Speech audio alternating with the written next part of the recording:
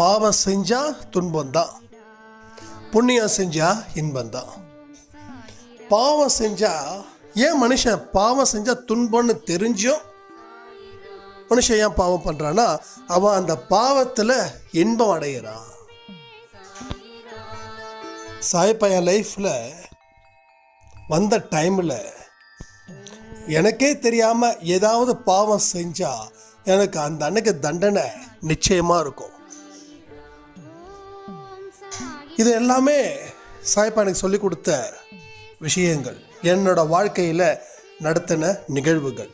இதெல்லாம் நான் ஏன் உங்ககிட்ட சொல்லணும்னா, நம்ம அன்பே சாய் குடும்பம் என்னைக்கும் எப்பையும் சிறப்பாக இருக்கணும், பாவம் செய்கிறதுல யோசிக்கணும். நல்லா புரிஞ்சுக்கோங்க, ரொம்ப தெளிவாகவே ஒரு விஷயத்த சொல்கிறேன். பாவம்